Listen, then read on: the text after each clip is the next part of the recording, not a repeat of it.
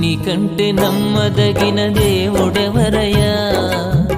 నీవుంటే నాతో ఏ భయము లేదయ్యా. నీకంటే నమ్మదగిన దేవుడెవరయ్యా? నీవుంటే నాతో ఏ భయము లేదయ్యా.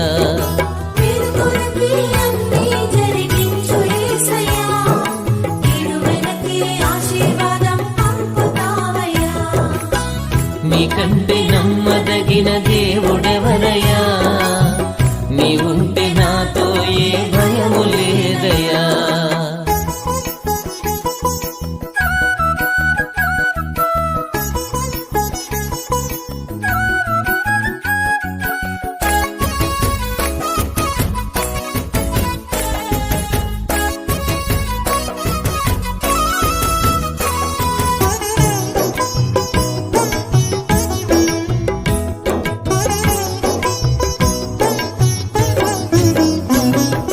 పుట్టబడిన వేళ నా గాయం కట్టినావే,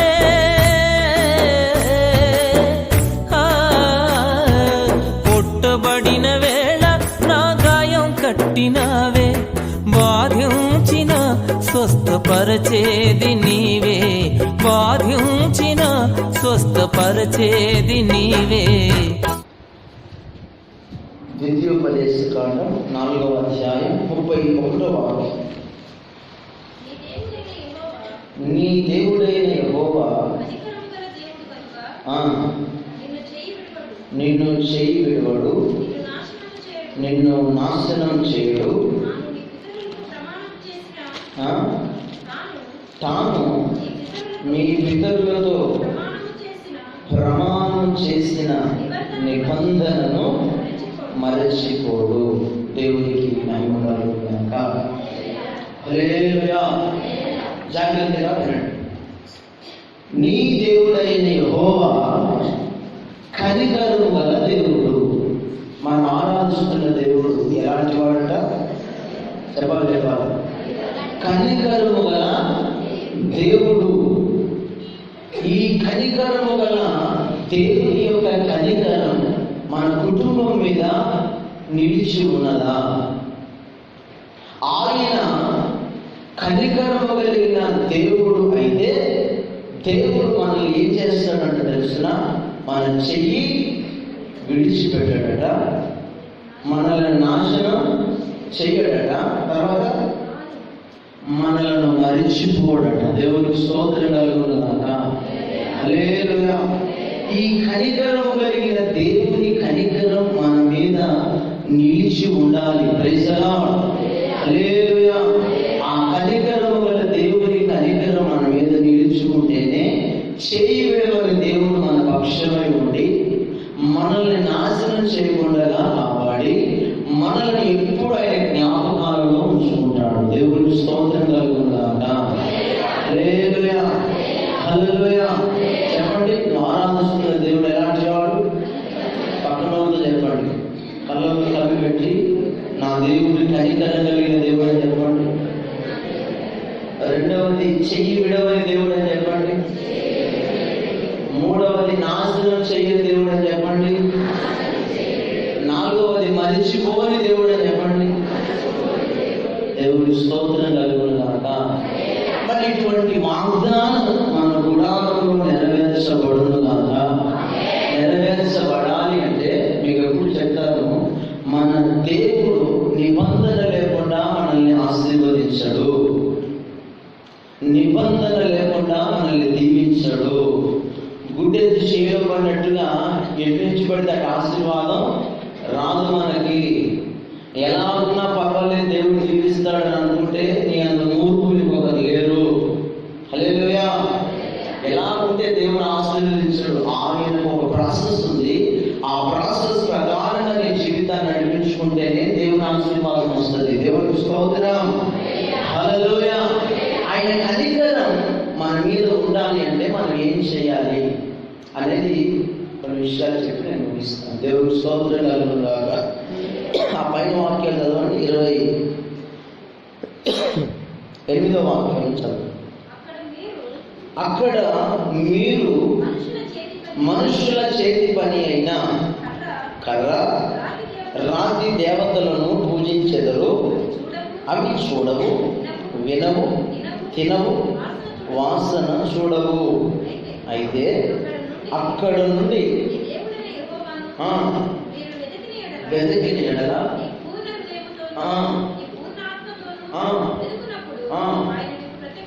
దేవునికి స్తోత్రం కలుగుతుందాక. జాగ్రత్తగా వినండి, జాగ్రత్తగా వినండి. అక్కడ రాయబడిన మాట ఏంటంటే, అక్కడ మీరు మనుషుల చేతి పని అయిన కర్ర రాతి దేవతలను పూజలు చేస్తున్నారంట. అవి ఎలాంటివంటే చూడవు, వినవు, తినవు, వాసన చూడవు. అమ్మా జాగ్రత్తగా, నీ దేవుని యొక్క కనికరం నీ కుటుంబం పైన ఉండాలంటే దేవుడు సెలవిస్తున్న మాట ఏంటంటే, నీ జీవితంలో కొన్ని విగ్రహాలు ఉన్నాయి. వాటిని ఇంకా పూజలు చేస్తున్నారు. ఆ విగ్రహాలు ఇంకా పూజలు చేస్తున్నారు. ఆ విగ్రహాలు ఎలాంటివట? ఒకటి చేతి పనితో చేయబడినవి.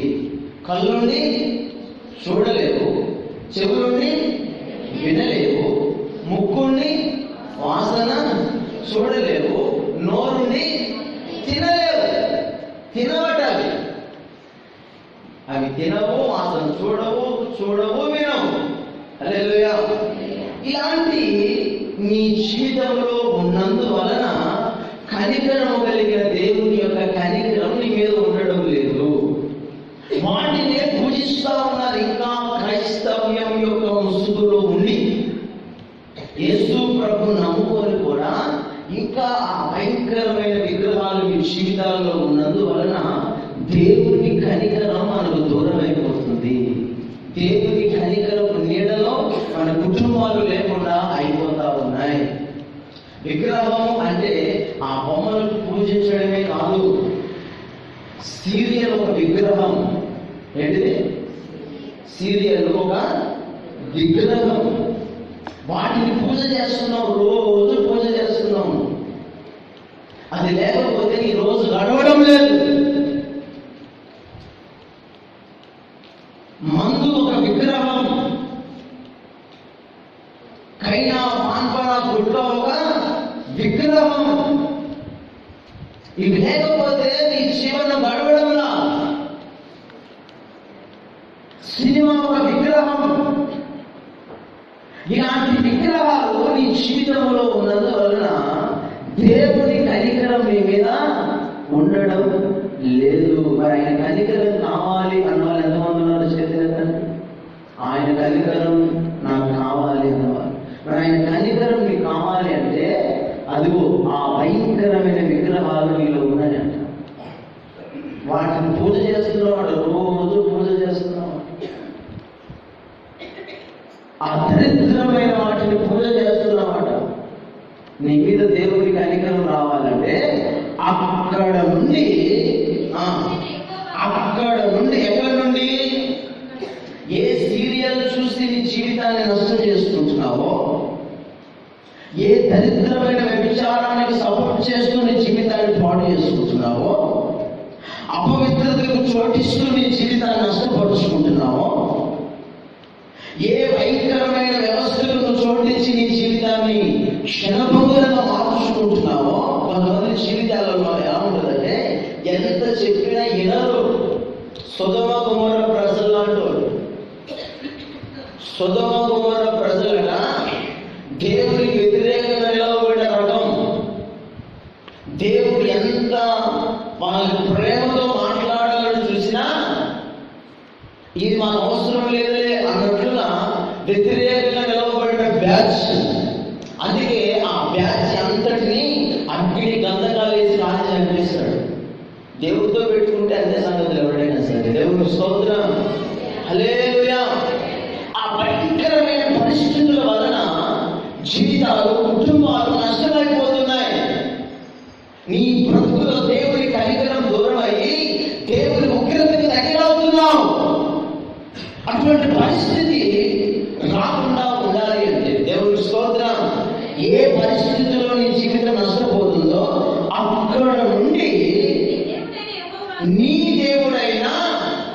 యెహోవాను మీరు వెతకండి. గట్టిగా చెప్పండి. హల్లెలూయా. దేవుని కనికరం మీ మీదకి రావాలంటే, దేవుని కరుణ, జాలి, దయ నీ గుడారం మీద నిలవాలంటే, ఏ స్థితిలో నీ జీవితం నష్టపోయిందో ఆ స్థితిలో ఉండట నీవు ఆయనను వెతకడం తెలుసుకోవాలట. దేవునికి స్తోత్రం. ఎవరిని వెతకాలా? ఎవరిని వెతకాలా? చెప్పాలా? ఎవరిని వెతకాలి? అక్కడి నుంచి నీ దేవుడైన యెహోవాను వెతకాలా. ఎలా వెతకాలి? అది వెతుకుతారు. అందరూ వెతుకుతారు. అందరూ క్రిస్టియన్ అని చెప్పుకుంటారు, అందరూ దేవుని బిడ్డలనే చెప్పుకుంటారు. వెతుకిన నువ్వు ఎలా వెతకాలట? నీ పూర్ణ హృదయముతోనూ నీ పూర్ణ ఆత్మతోనూ ఆయనను వెతకాలి. దేవునికి స్తోత్రం. ఎలా వెతకాలా? పూర్ణ హృదయముతోనూ పూర్ణ ఆత్మతోనూ. కొంతమంది ఇక్కడ కూర్చున్నా మైండ్ అంతా ఎక్కడో ఉంది. Body is present, mind is. కారణం ఏంటిదంటే కూర్చున్నారే కానీ పూర్ణంగా ప్రభుని ఆరాధన చేయలేకపోతున్నారు. కొంతమంది స్తోత్రాలు చెప్పండి నాయన అంటే మరి వీళ్ళకి పూర్ణంగా ఆరాధన చేస్తున్నారా? కళ్ళు తెచ్చి ఆరాధన చేస్తే పరిపూర్ణంగా ఆరాధన చేసినట్టేనా? చెప్పలేమండి. పరిపూర్ణమా అసంపూర్ణమా? నీ దేవుడైన యెహోవాను ఎలా వెతకాలన్నా చెప్పాలా? పూర్ణ హృదయం. ఇలా ఆరాధన చేస్తే కళ్ళు చేసి ప్రార్థన ఏమంటే కళ్ళు చేసి ఇది పరిపూర్ణమా అసంపూర్ణమా? దేవుని సెలవిస్తుంది పూర్ణ హృదయముతో ఆయన వెతకాలి. హల్లెలూయా. పూర్ణ హృదయంతో వెతికే వాళ్ళందరూ కూడా 11:30కి ప్రార్థన అంటే ఎన్ని గంటలకు ఉంటారు? 11:30కే ఉంటారు. పూర్ణ హృదయంతో వెతికే వాళ్ళు సమయానికి దేవుని సన్నిధిలో కనబడతారు. అసంపూర్ణంగా వెతికే వాళ్ళు ఎలా ఉంటారంటే ఇంకా ఉంది లేదాము, అప్పుడు వెళ్ళాలి వాక్యం టయానికి, ఇంకా ఆ టైంకి వెళ్దాంలే. వీళ్ళు ఆల్రెడీ ప్రార్థన ఏం చేస్తారులే పాస్టర్ గారు. ఇది పరిపూర్ణమా సంపూర్ణమా? అందుకే దేవుని కనికరం దూరం అయిపోతాం. దేవుని వెతికే వాళ్ళు ఎలా వెతకాలి? పూర్ణ హృదయంలో పూర్ణ ఆత్మతో వెతకాలి. మరికొంతమంది అక్కడ పెదాలతోనే స్థుతిస్తారట కానీ వాళ్ళ హృదయం నాకు చాలా దూరంగా ఉంది. పెదాలతో స్తోత్రం స్తోత్రం స్తోత్రం అని చెప్పినా హృదయంలో మాత్రం కల్మషం, హృదయంలో కుట్ర, హృదయంలో కుతంత్రం, హృదయంలో స్వార్థం, హృదయంలో ఇతరుల మీద అసూయ, హృదయంలో చెత్త చెదారం మట్టి మైదానం అంతా పెట్టుకుంటారు. స్తోత్రం స్తోత్రం స్తోత్రం స్తోత్రం అంట. వీళ్ళని బైబిల్ పరిభాషలు చెప్తుంది గుంటనక్కలు అంటారు. ఏంటిది? పెదాలతో స్తుతించి లోపలంతా చెత్త చెదారం పెట్టుకునేటోళ్ళని గుంటనక్కలు అంటారు. బైబిల్ భాషలో యేసు ప్రభువు అన్న మాట ఏంటో తెలిసిన ఇలాంటి వ్యాఖ్యానంతా వేషధారులారా. ఏమని? మీరు పెదాలతోనే నన్ను స్తుతిస్తున్నారు కానీ మీ హృదయం నాకు చాలా దూరంగా ఉంది. మళ్ళీ ఈ క్యాటగిరీ వారికి ఏం చేస్తారో తెలిసిన మనుషులు కల్పించే పద్ధతులని దైవ ఉపదేశాలుగా భావిస్తారట. దేవుడు కల్పించేవి కాదు, మనుషులు కల్పించే పద్ధతులని దైవోపదేశాలుగా భావించి అవే మాకు మేలుకరంగా నడుచుకుంటారట. ఎవరు? పరిపూర్ణంగా ఆరాధన చేయలేని వాళ్ళ కలిగే దరిద్రమైన ఆలోచనలు ఇవన్నీ. హల్లెలూయా. అందుకే దేవుని కనికరం మనకు దూరం అయిపోతా ఉంది. ఆయన కనికరం యొక్క నీడలో నువ్వు దాచబడాలి అంటే దేవునికి స్తోత్రం. హల్లెలూయా హల్లెలూయా. ఆయనకి ఎదురు తిరిగితే కాదు, ఆయన లోబడితే కనికరం వస్తుంది. ఆయన మాట వింటే కనికరం వస్తుంది. దేవునికి మహిమ కలుగును గాక.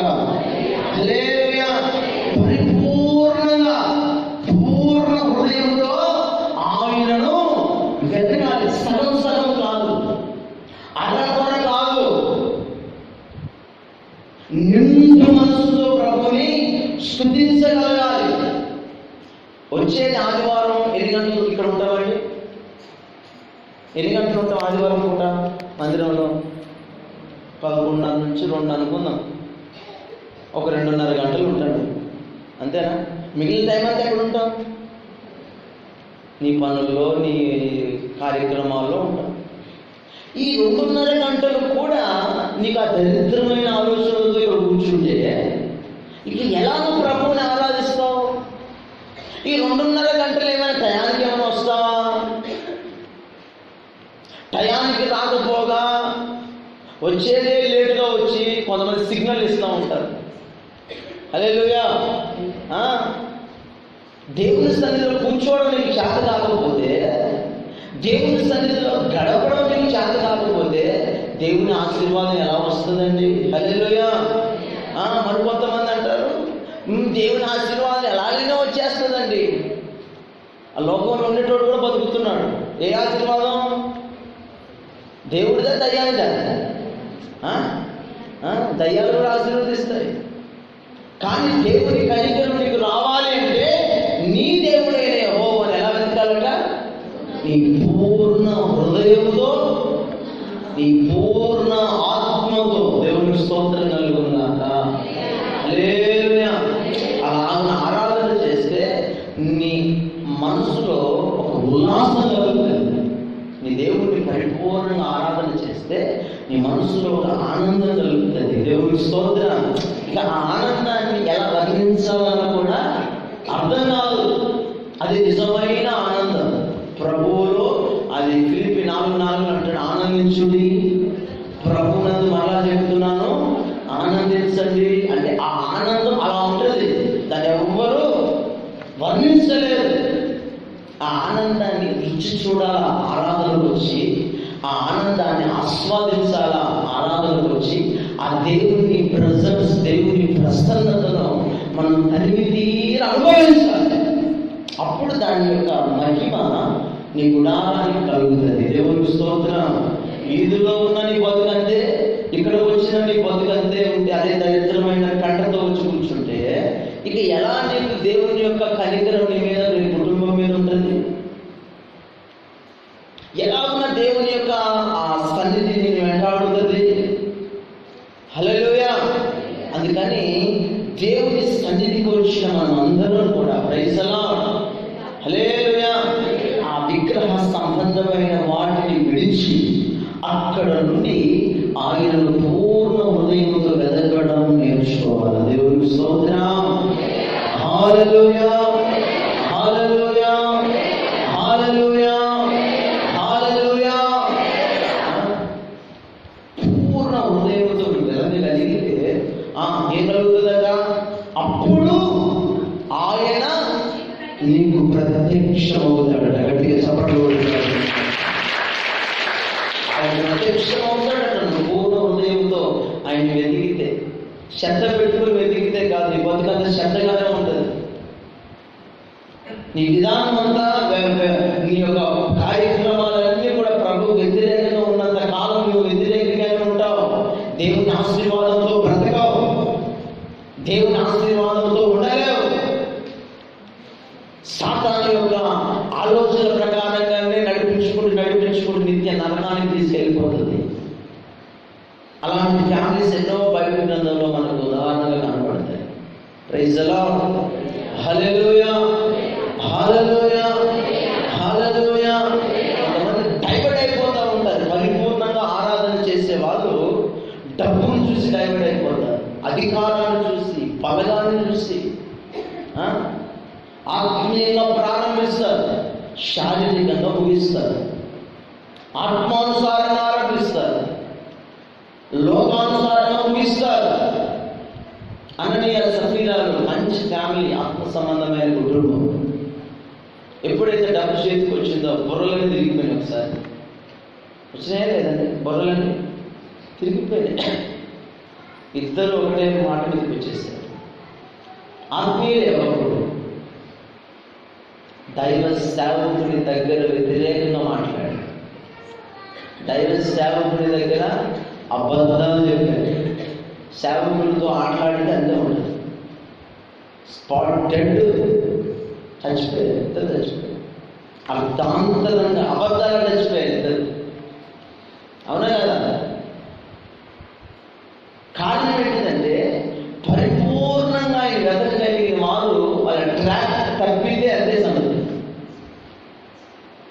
ఆత్మీయంగా చచ్చిపోయినట్లే ఆ పరిస్థితులు మహాఘోరంగా ఉంటాయి. కనుక నా ప్రియమైన వాళ్ళ దేవుడు మహా కనికరం కలిగిన వాడు. మనం ఆరాధిస్తున్న దేవుడు. Praise the Lord. ఎంత కనికర సంపన్నుడు అంటే మీకు తర్వాత చెప్తాను. ఆయన కనికరాన్ని ఎవరు అందించలేదు. అంత ప్రేమ కలిగిన దేవుడిని నమ్ముకున్న మన జీవితాల్లో ఆయన కనికరానికి మనం దూరం కాకూడదని ప్రభు మాట్లాడుతున్నాడు. దేవుడికి స్తోత్రం. ఎందుకు ఆయన కనికరం నీకు దూరం అయిపోతుందంటే విగ్రహ సంబంధమైన వాటిని పూజలు చేస్తున్నాం. ఇంకా పూజలు చేస్తున్నాం. మీ జీవితంలో ఆచారాలు, ఇంకా ఆచార వ్యవహారాలు ఉన్నాయి. ఇప్పుడు ఈ పండుగ వస్తుంది. ఏ పండుగ? ఇప్పుడు ఈ దసరా పండుగ వస్తుంది. దీంట్లో ఎన్ని ఆచారాలు ఉంటాయో. పొరపాటున మీరు వాటి వైపుకి వెళ్ళారా, ఇక మిమ్మల్ని ఎవరు బాగు చేయలేడు. తెలియనోడు అంటే వేరు. పొరపాటున ఆచార వ్యవహారాల్లో మీరు పాల్గొని పొందారా, ఇంకెవ్వరు మిమ్మల్ని బాగు చేయలేరు. ఆ దయ్యాలు బట్టి పీడిస్తానే ఉంటాయి మీ బ్రతుకులంతా. నేనేం చేయలేదు. సేవకుల మాటలు వినకపోతే, దేవుని వాక్యానికి లోపడకపోతే దేవుడు దానికి యాక్షన్ తీసుకుంటాడు. దేవుడి యొక్క చేతిలో నీకు అప్పగించేస్తే ఆయన నీకు సరైన ట్రీట్మెంట్ ఇస్తాడు. గొడ్డలి మన చేతిలో ఉన్నంత వరకే మన ఆధీనంలో ఉంటుంది. అది ఆయన చేతికి వెళ్ళిపోతే ఎక్కడ నరకాలో, ఎక్కడ కొయ్యాలో, ఎక్కడ ఏం చేయాలో ఆయన బాగా తెలుసు. దేవుని స్తోత్రం. ఆ పరిస్థితి రాకమునిపే ఏం జరిగినా, మనం ఏ ప్రాంతంలో ఉన్నా, నిన్ను బట్టి ఇతరులకి క్రీస్తుని పరిచయం చేయి. దసరా పండుగ వచ్చిందా? ఆ దరిద్రమైన వాటన్నింటిలో పాలు పొందమంటున్నారా? మాకు పడదు ఇది. హల్లెలూయా. ఇది మాకు తగనిది. దీని జోలికి మేము వెళ్ళాం. మాకేమైనా ఉంటే సపరేట్గా చేయండి. దేవునికి స్తోత్రం. అవునా కదా? ఏమైనా ఉంటే సపరేట్గా చేయండి. అంతకు మించి మేము దాంట్లో పాలు పంపులు పొందడం ఏం కాదమ్మా, ఏం కాదు. నేను చెప్తున్నా వినండి అంతే. దర్శనం. Praise the lord. రాజీ పడకూడదు. నువ్వు రాజీ పడ్డావా నీ బ్రతుకంతే అయిపోయినట్టే. రాజీ పడ్డావా నీ పని కొలాప్స్. ఇంత పెగ్గు కొరకు రాజీ పడతాడు. ఇంత పుట్టి కొరకు ఏసావు ఏమైపోయాడు? జ్యేష్ఠత్వాన్నే అమ్మి వేసుకున్నాడు. తర్వాత పశ్చాత్తాపం, కన్నీరు విడిచిన, ఆశీర్వాదం పొందుకొని కన్నీరు విడిచిన ప్రతిఫలం లేదు. రాజీ పడని భక్తిని నువ్వు చేయగలగాలి. ఏమైనా పర్వాలేదు. దేవుని స్తోత్రం. మీ ఇంటికి రాము అంటారా? రాకుండా ఉండడం మంచిది. ఇంకా మాకే ఖర్చులు తక్కువైతే అని చెప్పాలి. మీ పెళ్ళిళ్ళకి వెళ్ళా మంచిది. మా సంఘం ముందు వస్తారు, మా వాళ్ళు వస్తారు. మీరు రాకపోయినా పర్వాలేదు. వచ్చి పెంటతో దరిద్రం పెట్టుకోవడం. హల్లెలూయా. అలాగున నువ్వు క్రీస్తుని నీ బంధువులకు నువ్వు పరిచయం చేయగలగాలి. Praise the Lord. ఎలా పరిచయం చేస్తావంటే వాళ్ళతో కుమ్మక్క అయిపోతే కాదు, ఒక ప్రత్యేకంగా ఉండి పరిచయం చేయాల. వాళ్ళు కూడా అంటారు, మేము కూడా చర్చిలకు వెళ్ళినప్పుడు, మేము కూడా తాగినప్పుడు, మేము కూడా చేసినప్పుడు తిరిగినాం. మీరు చేస్తే చేయొచ్చు, నేను మాత్రం చేయను అని చెప్పాలి. నో ఆర్గ్యుమెంట్ అలాంటి వాళ్ళు చేసినా దండగా. ఆర్గ్యుమెంట్ చేయడం కాదు. నువ్వు చేస్తే చేసి, నేను మాత్రం చేయంటే నేను నేర్చుకున్నా చెప్పాలంటే. దేవునికి స్తోత్రం. ఎందుకంటే ఆ విగ్రహ సంబంధమైనవి నీ జీవితాల్లో దేవుని కనికరాన్ని నీకు దూరం చేస్తున్నాయి. దేవుని హస్తాన్ని నీకు దూరం చేస్తున్నాయి. దేవుని ఆలోచనలలో నువ్వు జ్ఞాపకం లేకుండా అయిపోతున్నావు. దాన్ని దృష్టిలో పెట్టుకోవాలి. దేవుని స్తోత్రం. హల్లెలూయా. ఏం చేయాలంటే కనికరం మీదకి రావాలంటే ఏం చేయాలండి? ఏం చేయాలి? ఎక్కడి నుండి వెతకాలా? ఆ విగ్రహ సంబంధమైన వాటి నుండి ఆయన ఎలా వెతకాలా? పూర్ణ హృదయంతో వెతకాలి, పూర్ణ ఆత్మతో వెతకాలి. ఈ పూర్ణ హృదయం, పూర్ణ ఆత్మతో వెతికే ప్రాసెస్ లో ఏ కల్మషము ఉండకూడదు. దేవునికి స్తోత్రం.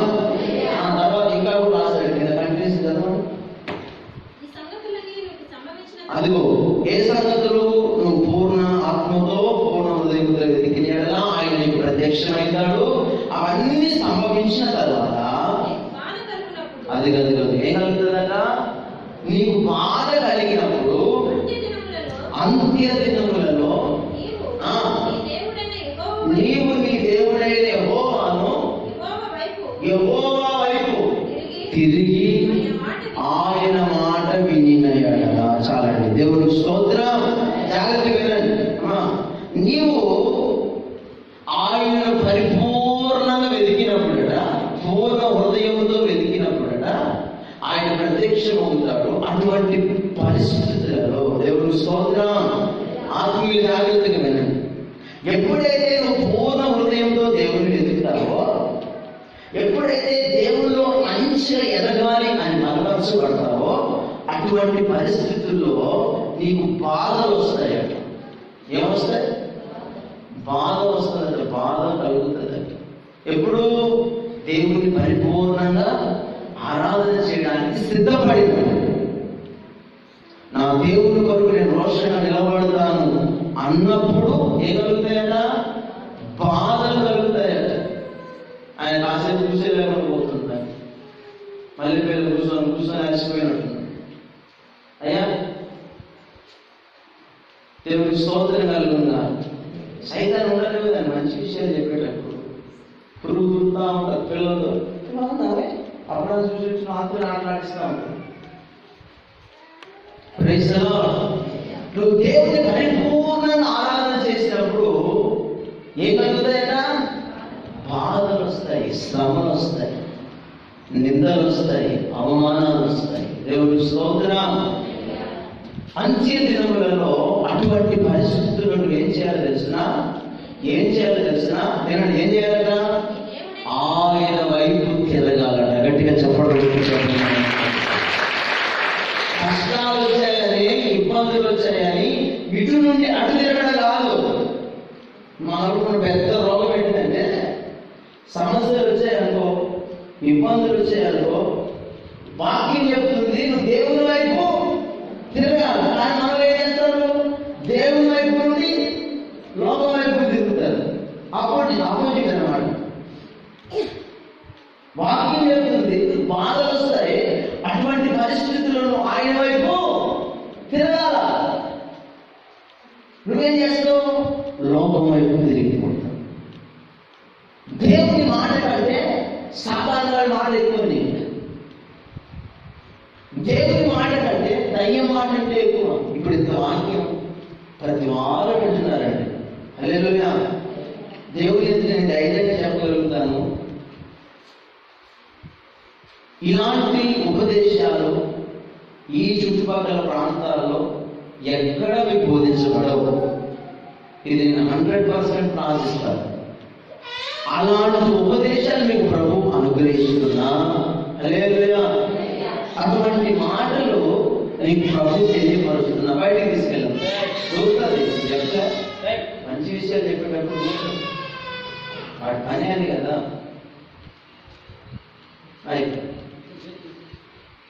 వినండి జాగ్రత్త. ఇటువంటి మంచి ఉపదేశాలు మీకు బోధించబడుతున్నా. సినిమా చూడడం తప్ప కాదా? అదే కాదు, నేను తప్ప కాదా?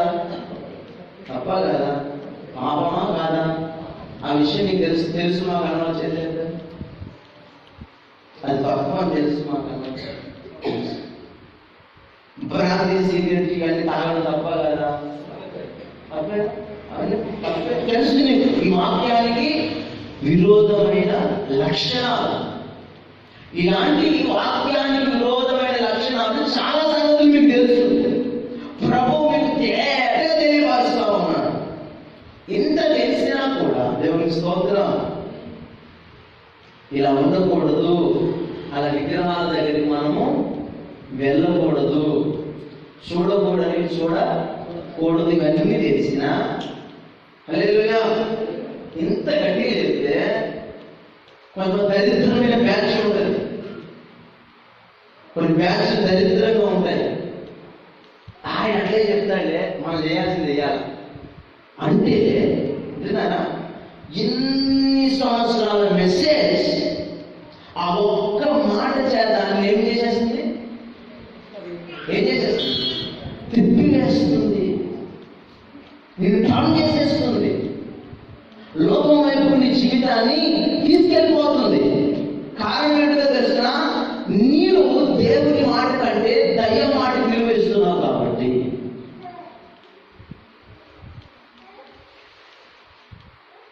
ఏదైనా తోటలో దేవుడు ఆదాము అవ్వలను సృష్టించి ఆ ఆదాము ఆ తోట అంతటిపైన అధికారం ఇచ్చి మీరు దీన్ని సేద్యం చేయండి, దీన్ని కాయండి, వాళ్ళు మంచి పొజిషన్లో పెట్టాడు.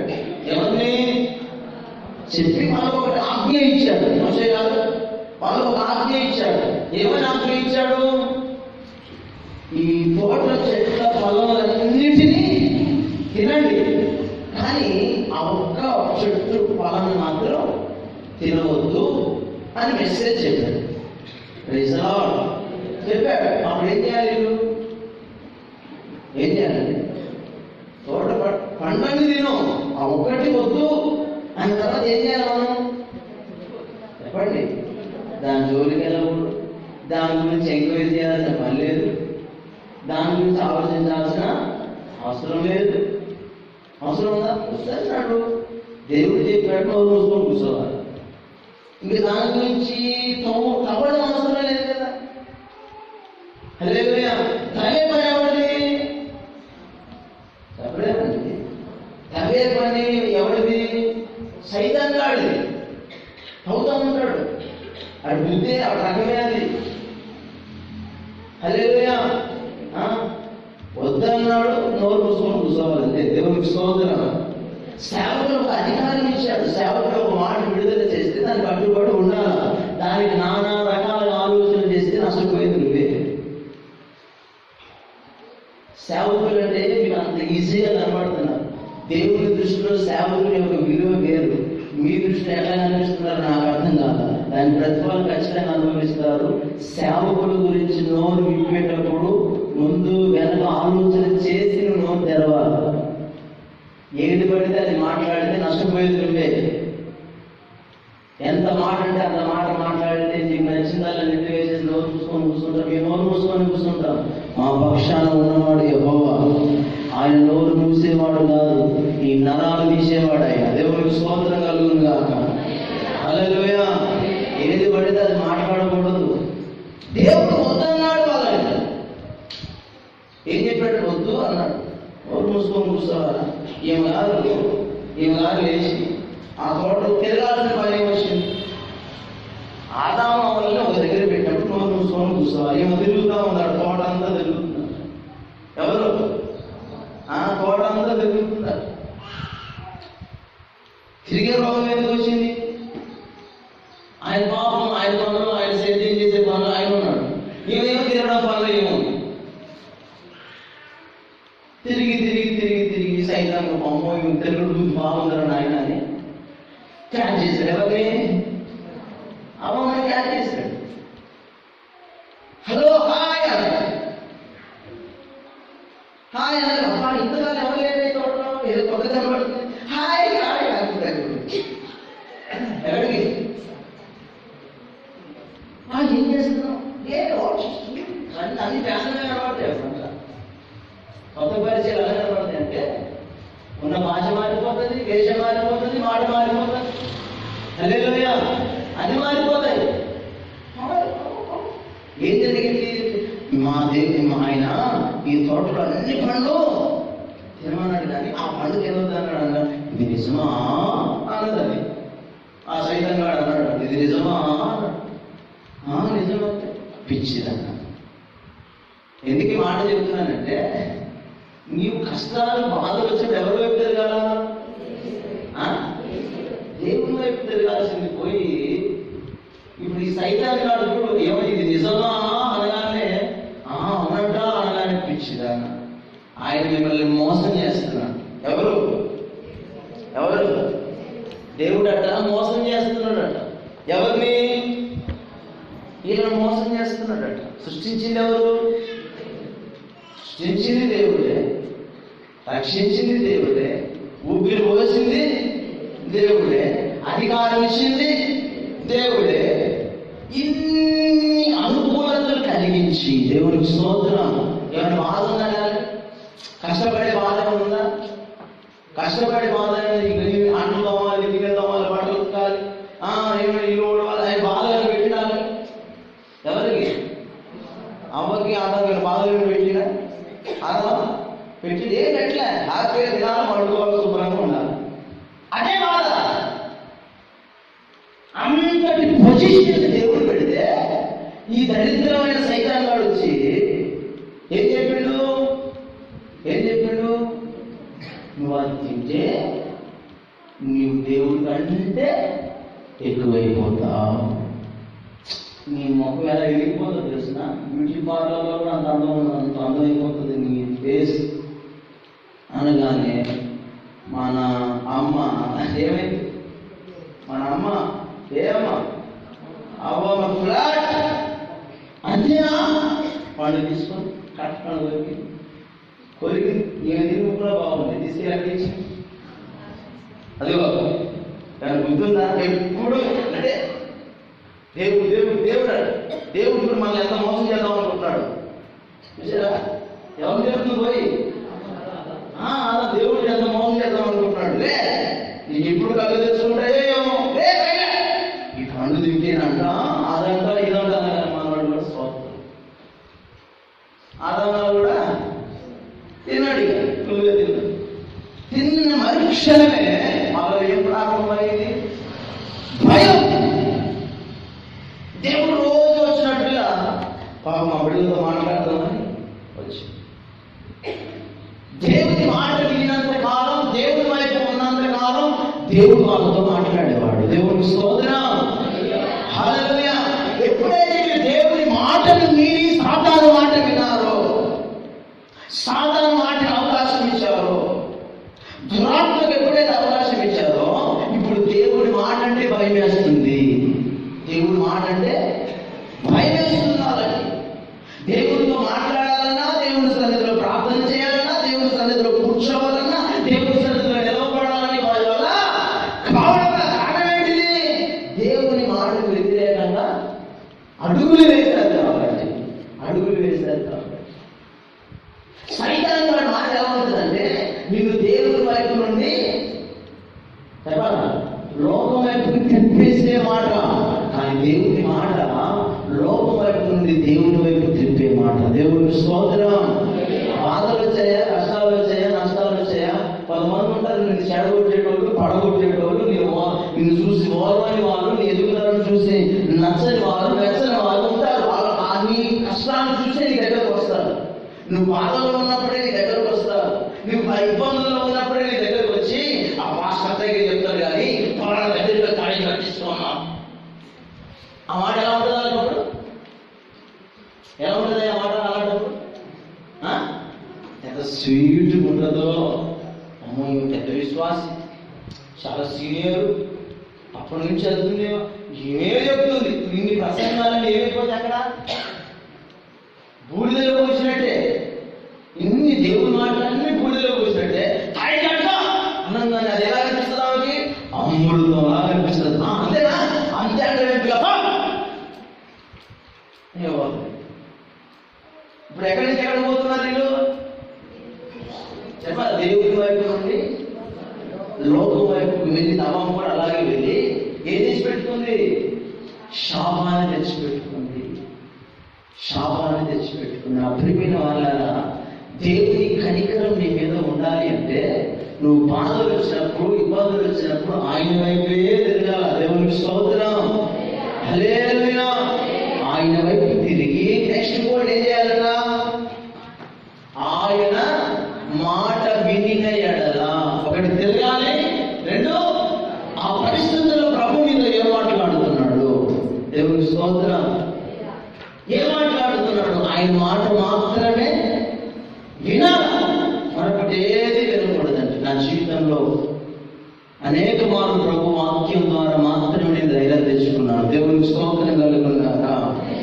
హల్లెలూయా, హల్లెలూయా. ఒకసారి భయంకరమైన పరిస్థితి కలిగింది. ఏం చేయాలి అర్థం కావట్లా. చీకటి, అంధకారం. ఏం చేయాలి అర్థం కావట్లా. సండే ఉదయకాలమే ఏదో చేద్దామన్న ఆలోచన ఉంది, ఏదో చేసేయాలి మొత్తాన్ని. అప్పుడు ప్రభు అంటున్నాడు, నువ్వేం చెయ్యి, మౌనంగా ఉండు. ఆ మాట ఆ రోజున నన్ను బలపరిచింది. దేవునికి స్తోత్రం కలుగుతుందాక. హల్లెలూయా. ఒకవేళ ఆ రోజున నేను డిసైడ్ అయ్యి నా ఆలోచన ప్రకారం నేను వెళ్తే ఏమైపోయేవాడిని.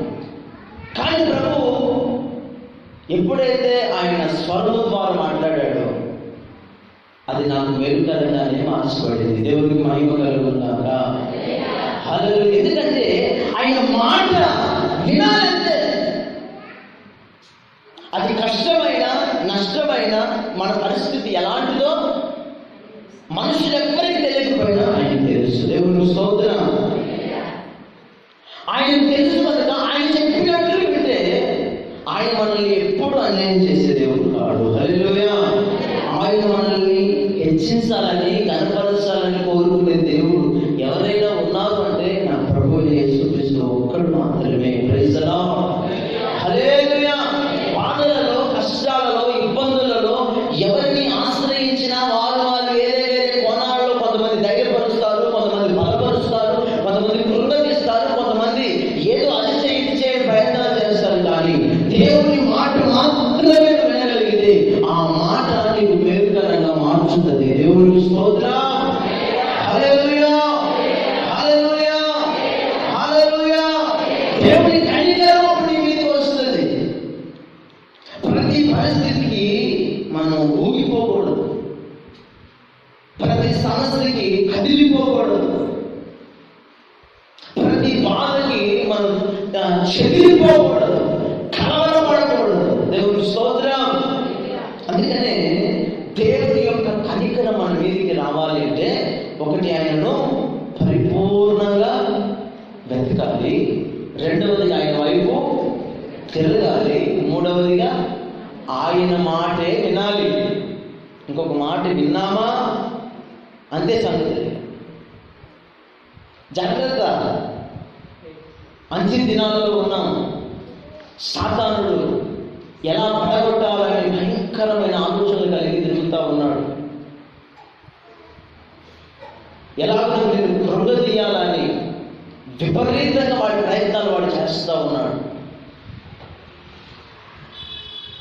దేవుని యొక్క పిలుపులో, ఏర్పాటులో దేవుడు మిమ్మల్ని ఎన్నుకొని ఉన్నాడు కనుక దేనిని నమ్మాలో దేనిని నమ్మకూడదో మీ ఆలోచనలలో ఒక స్థిరమైన నిశ్చయత కలిగి ఉండాలి. హల్లెలూయా. మనుషుల మాటలు నమ్మితే నీకే నష్టం, నీ ఆత్మీయ జీవితానికే నష్టం. దేవుని మాట నమ్మితే అది నీకు క్షేమం. దేవుని స్తోత్రం. హల్లెలూయా. హల్లెలూయా. మనుషులు నానా రకాలుగా మాట్లాడతారు. ఇప్పుడు నీతో ఉన్నట్టుగానే మాట్లాడతారు, పక్కకే వెళ్ళి వ్యతిరేకంగా మాట్లాడతారు. అలాంటి రోజుల్లో బ్రతుకుతున్నాము. అటువంటి ప్రజల మధ్యలో బ్రతుకుతున్నాము. అటువంటి క్రూర మృగాల జంతువుల మధ్యలో బ్రతుకుతున్నాము. వీటన్నిటి పరిస్థితులలో మనకు ఆధారమైన వాడు మన ప్రభువైన యేసుక్రీస్తు ఒక్కడు మాత్రమే. దేవునికి స్తోత్రం. ఆయన మాట మాత్రమే వింటూ నీ ఆత్మీయతను కొనసాగించుకుంటూ వెళ్ళిపోవాలంటే. Praise the lord. మరొక పద్ధతులు కూడా మనం వెళ్ళకూడదు. హల్లెలూయా. అప్పుడు ఆయన కనికరం కలిగిన దేవుడుగా మన గుడారంలో ఉంటాడు. Praise the lord. హల్లెలూయా. ఆయన కనికరం కలిగిన దేవుడు అయితే మన పట్ల ఏం చేస్తాడు అని నెక్స్ట్ వారు చెప్తారు. దేవుని స్తోత్రం. ఆయన కనికరం మన మీద ఉండాలి అంటే ఏం చేయాలి చెప్పాలి. ఆయనను మాట్లాడలేమండి, నిద్రపోవాలి, ఫుల్గా తినాలి, అంతేనా? ఏం చేయాలి?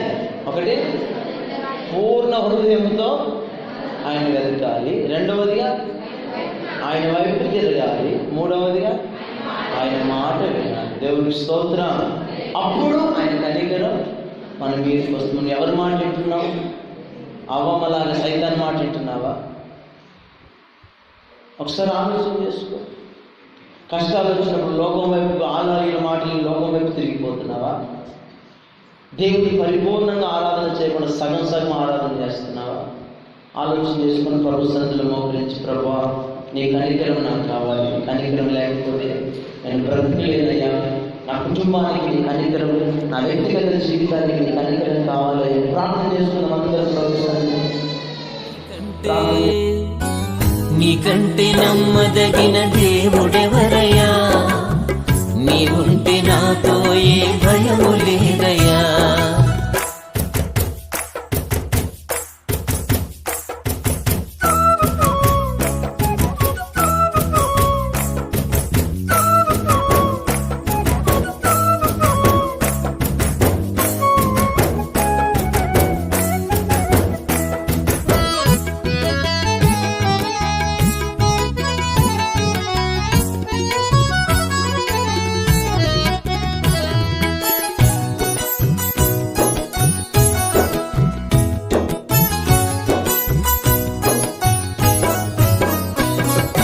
అణచబడిన వేళ నా తలను ఎత్తినావే,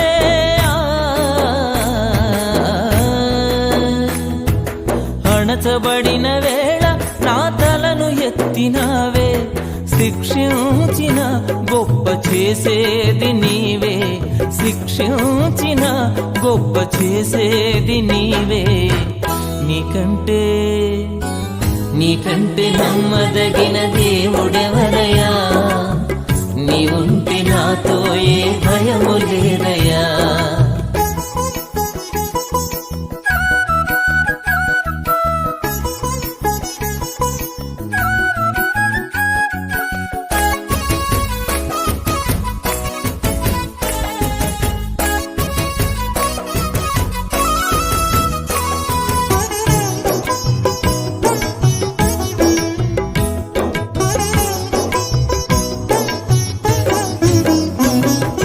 విడువబడిన వేళ నన్ను చేరదీసినావే,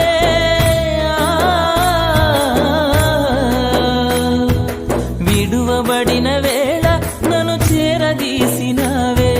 కోపించిన కరుణ చూపేది నీవే, కోపించిన కరుణ చూపేది నీవే.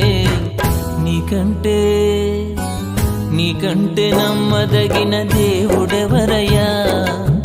నీవుంటే నాతో ఏ భయము లేదయ్యా. నీకంటే నమ్మదగిన దేవుడెవరయ్యా?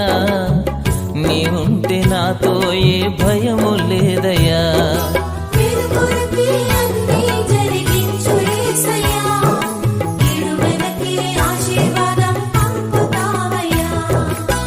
నీకంటే నమ్మదగిన దేవుడెవరయ్యా? నీవుంటే నాతో